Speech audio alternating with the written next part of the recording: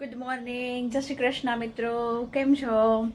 આજે સવારમાં જાગી અને વિચાર આવ્યો કે એક સરસ મજાનો નાનો એવો મિની વ્લોગ બનાવું. તો ઈચ્છા થઈ તો શરૂઆત હું મારા ગાર્ડનથી જ કરીશ, જે અલગ અલગ ઔષધિ પણ છે અને અલગ અલગ પ્રકારના ફૂલો પણ છે. તો હું તમને બતાવીશ, પણ એ પહેલાં હું એક નાનો એવો સુવિચાર તમારી સામે બોલવા માંગુ છું, જે ઘણીવાર હું નાના જે શોર્ટ્સ છે એમાં મૂકું જ છું કે અલગ અલગ પ્રકારના સુવિચાર કે શ્રદ્ધા રાખજો તમે તમારી કુળદેવી પર, તમારો વાળ પણ વાંકો નહીં થવા દે, તમારું દુઃખ તમારી જનેતા અને બીજી છે માં કુળદેવી. એ સિવાય કોઈ બીજું સમજવાવાળું છે જ નહીં. સમજાઈ ગયું ને? એટલે આપણે ગમે એ પોસ્ટ ઉપર હોય, આપણે આપણી કુળદેવીને તો ક્યારેય ભૂલીએ જ નહીં, ના હું કે ના તમે. તો બસ આપણે સવારમાં પહેલાં એનું નામ લઈને સ્ટાર્ટ કરીએ. તો હું સૌ પ્રથમ તમને એક ધનવેલ બતાવીશ, પછી વન બાય વન બધું અલગ અલગ બતાવીશ. જુઓ, સૌ પ્રથમ આ છે અમારી ધનવેલ.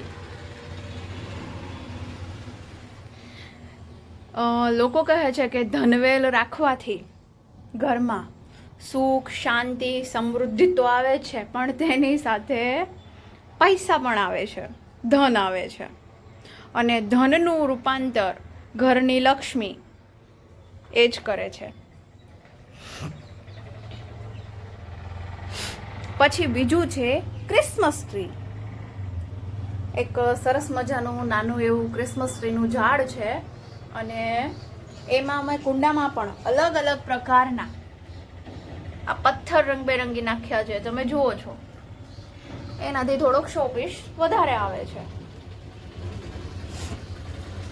અને જુઓ, આગળ તો અમારે અહીંયા ગાયો પણ ચરવા આવે છે, તમે જુઓ છો. નાળિયેરી છે, પછી આગળ બહુ બધું મોટું મેદાન છે, હું તમને બતાવું છું. લીલું છમ છે. બાળકો સાંજકના અહીંયા ક્રિકેટ પણ રમવા આવે છે.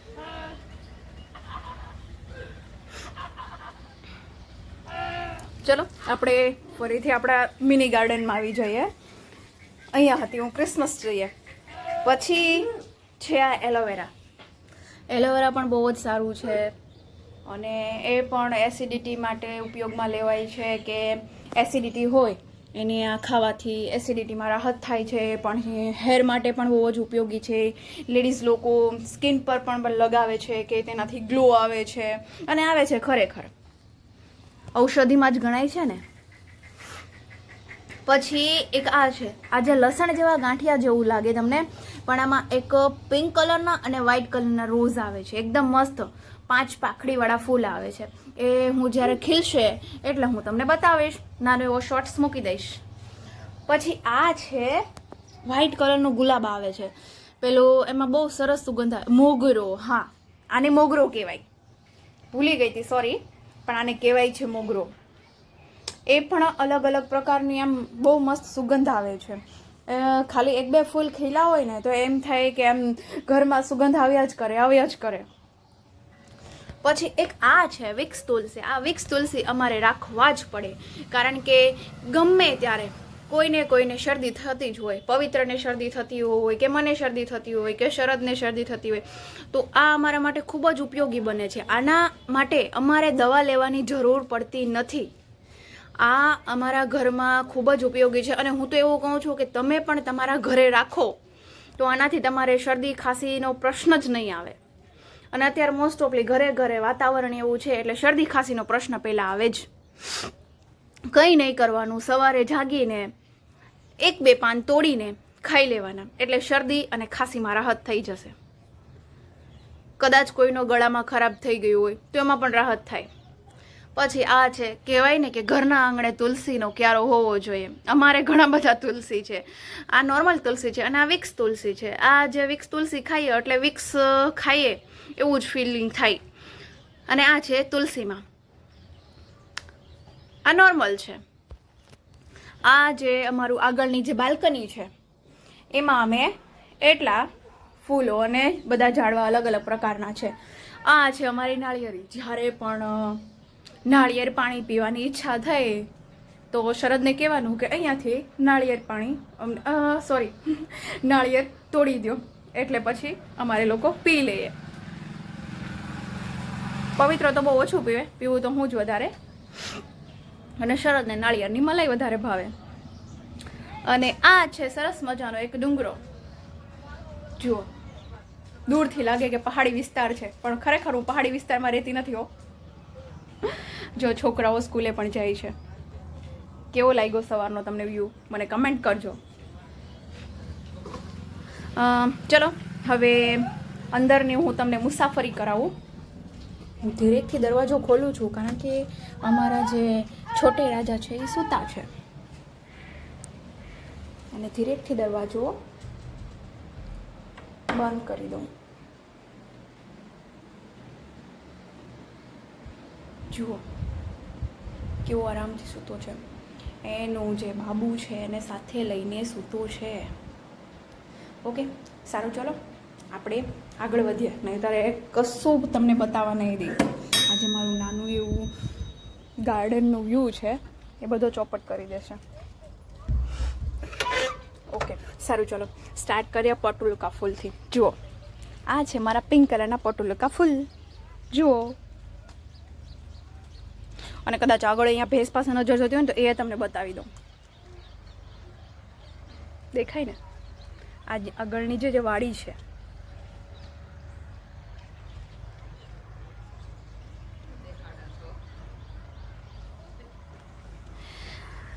આ છે યલો કલરના ફૂલ પોટુલકા.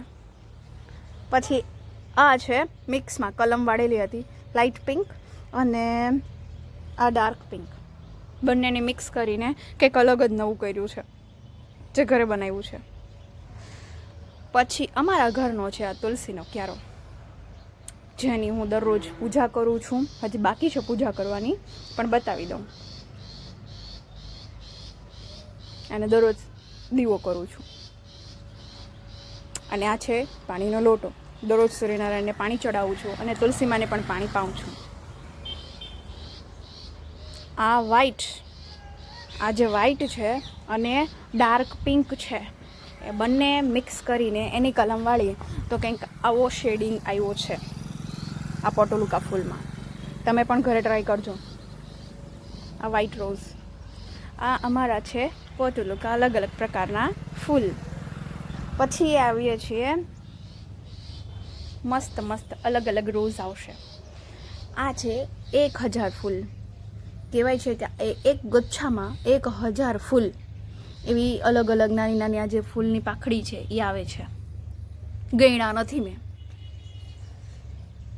પછી આમાં વ્હાઈટ કલરના ફૂલ આવે છે, એ જ્યારે ખીલશે ત્યારે હું એક નાનો એવો શોર્ટ્સ બનાવીશ. પછી આમાં લાઇટ પિંક કલરનું ગુલાબ આવે છે, અને આ પિંક છે. હજી ખીલું નથી, આ ફૂલ ખીલી ગયું છે.